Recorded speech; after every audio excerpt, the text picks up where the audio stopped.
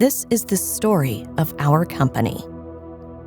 The beginning, the growth and change, the dramatic and day-to-day. It's the story of how we responded and overcame. But this story isn't just about what we've done. It's about who we've become. Strong, generous, resilient, pioneering. That's the spirit of Avista.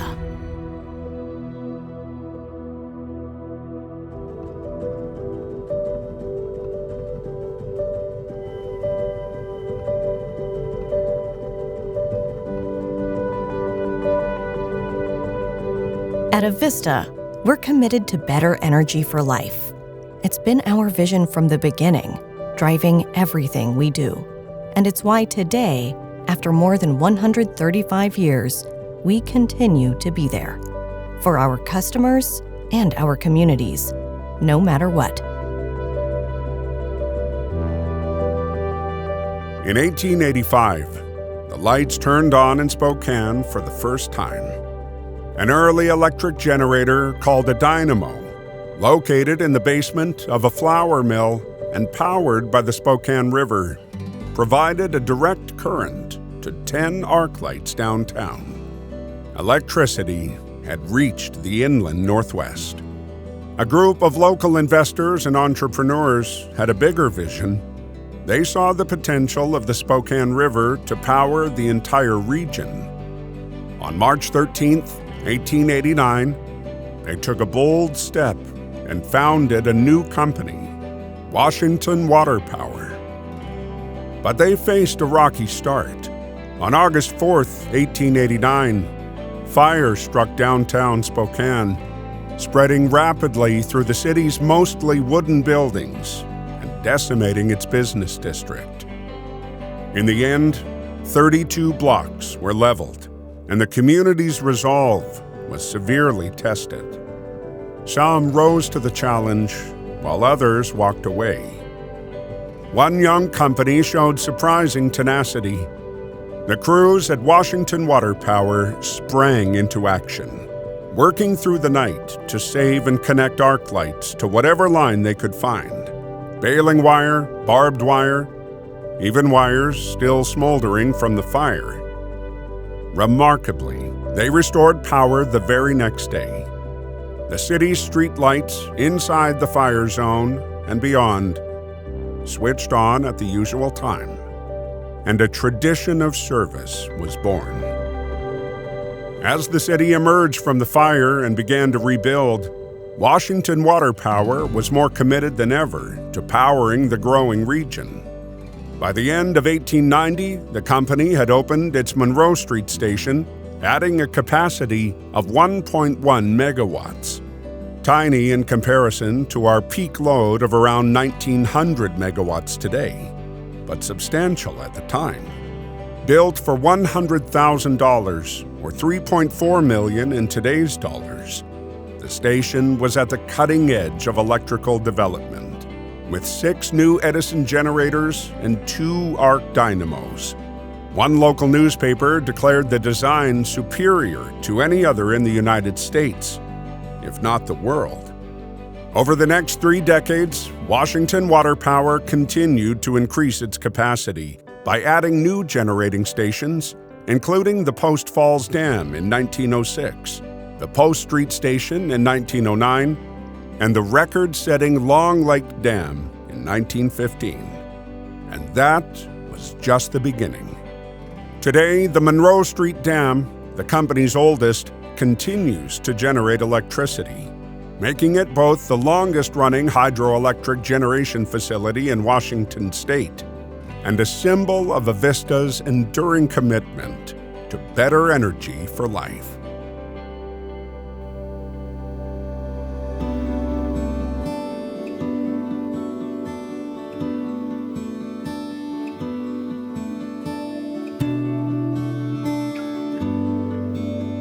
From its earliest days, our company has been fueled by innovation. We don't just wait for solutions, we create them.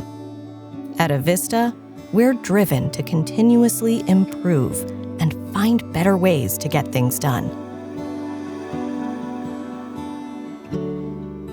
Between 1900 and 1930, Washington Water Power grew from a small company to a regional economic leader, thanks to the hard work and ingenuity of its employees. In 1903, the company completed the longest high-voltage transmission line in the world at the time, stretching 100 miles from Spokane to the Coeur d'Alene mining district in Burke, Idaho. It was a remarkable achievement, given that everything from crews to supplies was transported by wagon over primitive roads. In 1915, Washington Water Power opened Long Lake Dam, the tallest spillway dam in the world at the time, with the largest turbines in operation. Still in use today, the Long Lake Hydroelectric Plant was added to the National Register of Historic Places in 1988. Washington Water Power was ahead of its time in other areas too. In 1909, the company powered its first service truck with 5,600 pounds of batteries. It also offered electric vehicle charging for customers at 3 cents per kilowatt hour, or 6 cents during peak times. The company's commitment to electric vehicles continued in the decades that followed. In 1959, Washington Water Power developed its own working model of an electric car, one that could be charged on a home socket and run about 70 miles per charge. In 2016, the company partnered with local businesses to install a network of electric vehicle charging stations across eastern Washington. One Washington Water Power employee developed an invention that revolutionized cooking nationwide. In 1910, Lloyd Copeman patented an electric cooking range with an automatic thermostat control. Washington Water Power was an early promoter of electric appliances like Copeman's, and by 1920, the company had more electric ranges on its system than any other utility in the country. It even put an appliance store on wheels to showcase the most modern electric appliances directly to customers. By the 1930s, company employees were conducting regular training classes across the region, showing customers how to use electric appliances safely and effectively. The world was changing. Electricity was making life easier, and Washington Water Power was leading the way.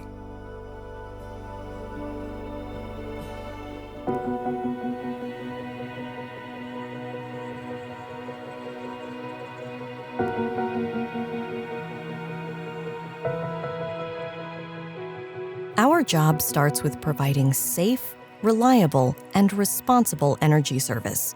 But it doesn't end there.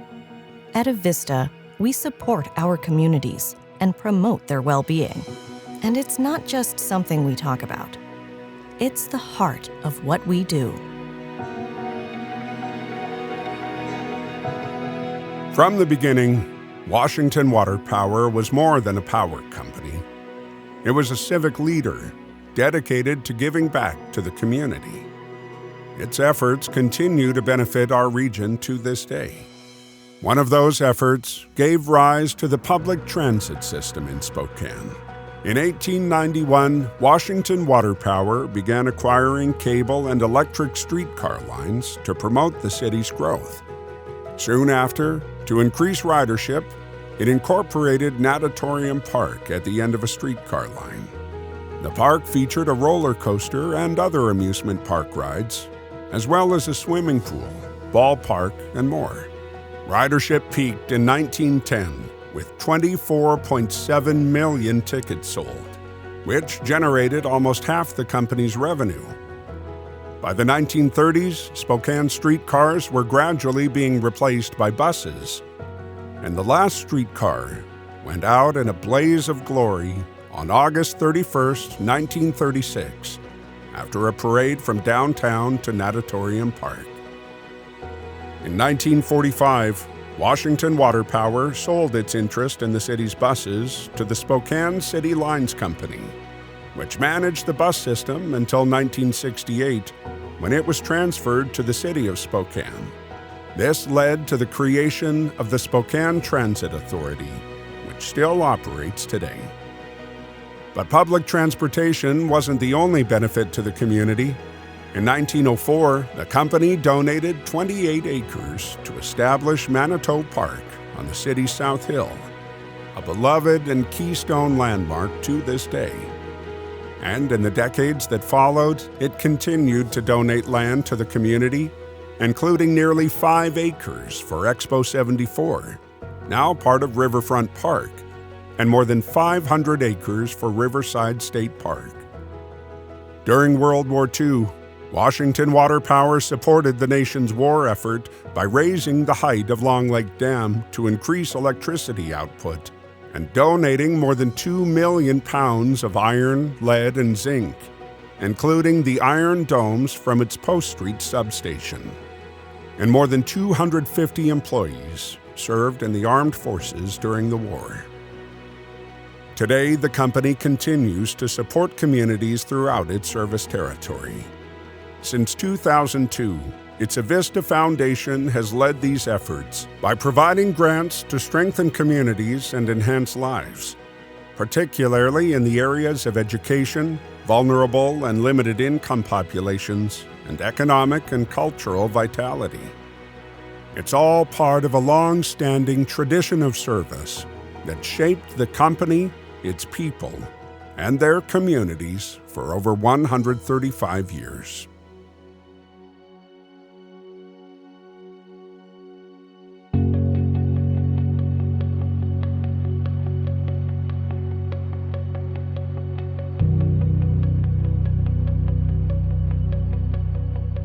We're motivated by a deep commitment to customer-centered service. At Avista, we deliver on our promises to our customers and our communities every time. And we're humbled that they respond with the same commitment and trust in us. The 1930s and 40s were a challenging time for private utility companies, as the growing movement for public power threatened their survival. In 1928, Washington Water Power was acquired by American Power and Light, a utility holding company for the Electric Bond and Share Company. American Power and Light successfully navigated the stock market crash of 1929 and the depression that followed, but many utility holding companies faltered. Nationally, pressure increased to dissolve private holding companies and replace them with public utility districts. The fight for public power was intensifying at the local level, too. In 1941, voters were asked to approve Ordinance C-7264, a proposal to replace private power in Spokane with a municipal power system. After a heated contest, the measure failed. But the fight wasn't over.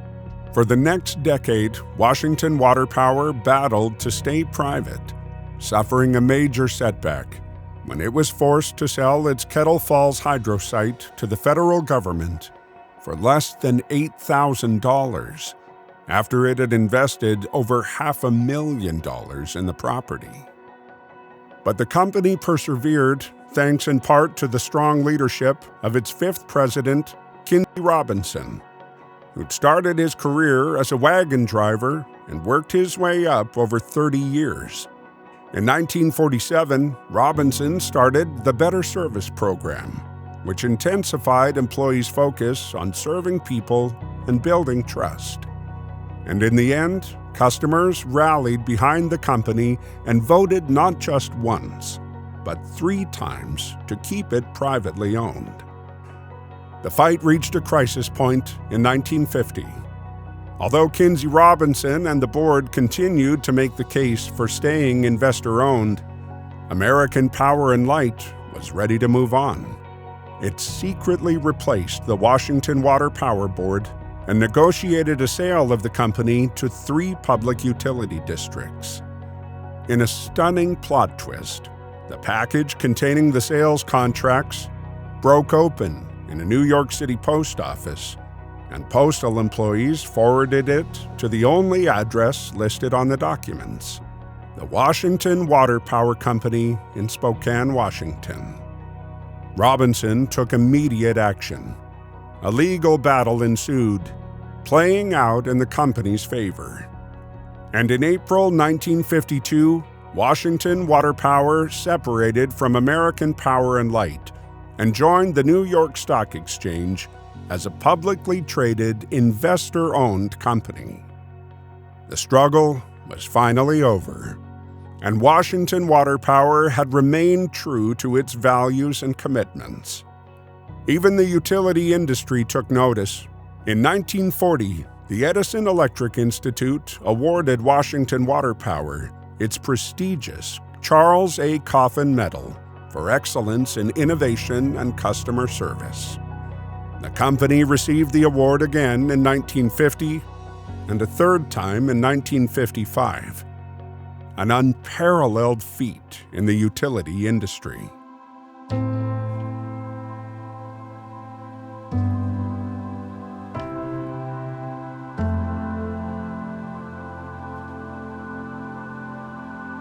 At Avista, we depend on a diverse energy mix to provide our customers with reliable, clean power at fair, reasonable rates. Thanks to this mix of resources, including hydro, wind, biomass, and natural gas, we can ensure a stable supply of power for our customers, around the clock, every day of the year. The post-war years brought change to the inland Northwest. Pent-up demand fueled a growing need for energy, and Washington Water Power responded by opening the Cabinet Gorge Dam in 1953, doubling its generating capacity. The dam was built in just 21 months, with crews working 24 hours a day. It was followed 6 years later by the Knoxon Rapids Dam. Washington Water Power also started to explore other energy resources such as natural gas, coal, and nuclear power. In 1958, the company acquired the Spokane Natural Gas Company for $20.5 million and began offering natural gas to customers. At the time, President Kinsey Robinson vowed that Washington Water Power wouldn't change its name. For 40 years, he was proven right. During the late 50s and early 60s, the company ran a campaign to promote natural gas to its customers. This included sponsoring the formation of the Inland Empire Natural Gas Association, an advocacy organization with more than 100 members, and sending employees door to door to tell customers about natural gas and encourage them to switch to gas appliances as an efficient alternative. But promoting natural gas was simpler than building the infrastructure to deliver it. That required extensive planning and investment. Washington Water Power gradually integrated natural gas with its other operations and committed to expanding gas pipelines and service across eastern Washington, northern Idaho, and even into Oregon. The company even managed, as part owners, the joint development of the Jackson Prairie Gas Storage Field in Chehalis, Washington, the first in the state, which opened in 1964. Further growth came through mergers and acquisitions, including the 1974 merger with Columbia Gas Company in Washington and the 1991 purchase of CP National in Oregon for $69.5 million. New innovations and even companies were born in this time of change. In the 1970s, a small group of company engineers gathered in the garage of President and CEO Wendell Satry to invent a more efficient way to read customer meters.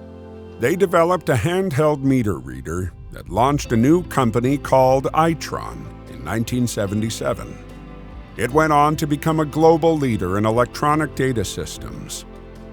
Nearly 2 decades later, in 1995, Washington Water Power launched a company to help businesses use energy data to operate more efficiently. That company, formerly known as Ecova, is now NG Impact. Throughout a century of change, Washington Water Power had adapted and flourished, expanding its service territory and resource mix. Finally, in 1999, in recognition of its shift from a regional presence to a national one, the company officially changed its name to Avista Corp.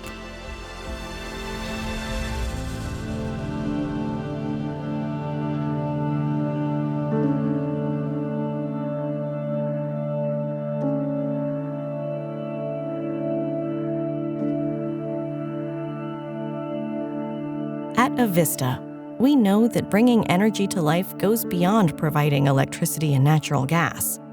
Caring for our environment is as critical to our work as the wires and pipes that deliver energy to our customers. Avista's dedication to environmental stewardship is showcased as far back as 1910, when the company installed its first fish ladder at Little Falls Dam. 40 years later, it was one of the first utilities in the nation to hire a full-time fish and wildlife biologist. In the 1970s, when a national energy crisis strained supplies and drove up rates, the company began funding solar research and conservation efforts like its weatherization program. And to reduce carbon dioxide emissions, it started using compressed natural gas in many of its vehicles. In 1983, the company opened the Kettle Falls Generating Station, the country's first power plant to generate electricity from wood waste. The station was recognized by both government and industry leaders. It received Power Magazine's Energy Conservation Award and Washington State's Environmental Excellence Award. In the decades that followed, Avista continued to receive awards for environmental stewardship. 2006 marked the 7th consecutive year the company received an award for its Clark Fork River hydroelectric projects. And in 2007, it was one of only 4 utilities in the nation to earn the highest honor in the hydropower industry, the Outstanding Stewards of America's Waters Award, for its efforts to protect Lake Pend Oreille fisheries and promote native species conservation. Clean, renewable energy has remained a top priority. In 2012, Avista entered a 30-year agreement with First Wind to purchase energy from the Palouse Wind Farm. This 40-acre wind farm near Rosalia, Washington, supplies enough clean energy for 30,000 households. 3 years later, it launched the Community Solar Project in Spokane Valley. The 1,512-panel solar array was the largest of its kind, producing enough electricity to power 68 homes each year. In 2018, Avista commissioned a 200-acre solar farm in Lind, Washington, the largest in the state at the time, with 81,000 solar panels. This solar farm provides low-carbon electricity to large industrial and commercial customers. And in 2020, the company entered a 20-year agreement with Clearway Energy Group to purchase power from the Rattlesnake Flat Wind Farm, also near Lind, Washington, which generates enough electricity to power 38,000 homes each year. But Avista hasn't acted alone. It's worked alongside its communities. In 2008, the company reached an agreement with the Coeur d'Alene tribe to protect the ecosystem of the Spokane River. This was an important step in the ongoing work to preserve the region's natural and cultural resources through partnerships with neighboring American Indian tribes. It's all part of Avista's continuing commitment to making a positive, lasting impact on both its communities and the environment.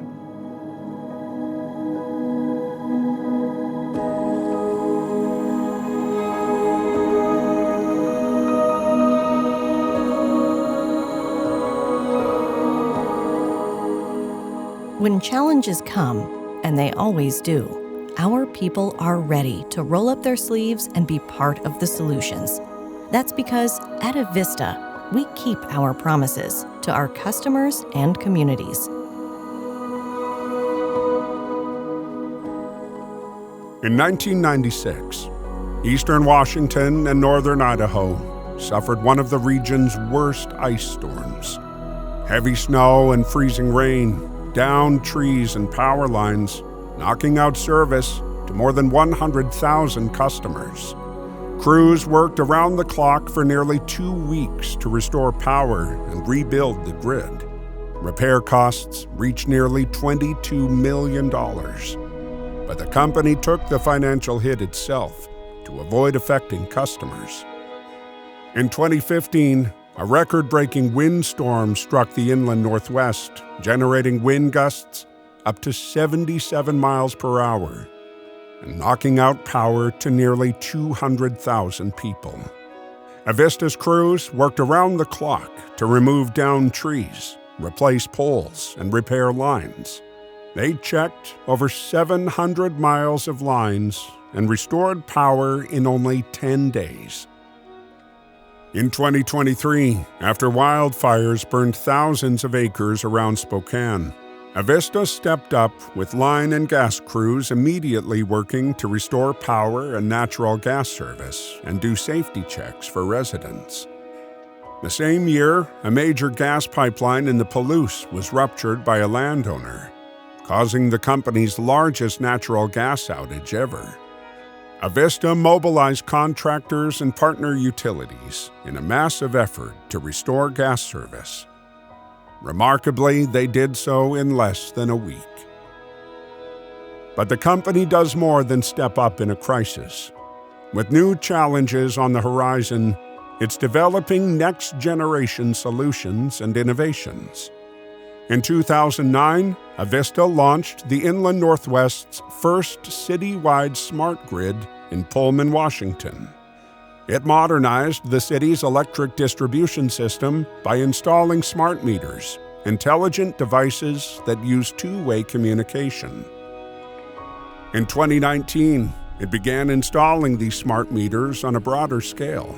They relay energy data directly to Avista, removing the need for on-site reading and allowing the company to detect a power outage even before a customer does. And in 2020, in collaboration with McKinstry, Avista opened the Catalyst Building, one of the largest zero-carbon, zero-energy buildings in North America. It's part of the Eco-District neighborhood in Spokane, which showcases new building techniques and materials in a sustainable shared energy model. Today, Avista works in more places than at any time in its history. From Spokane to Sandpoint, Pullman to Medford. What started in 1889 as a fledgling company now serves hundreds of thousands of people in 4 western states, and its resources have expanded from clean hydropower to a diverse mix of renewables that will benefit generations to come.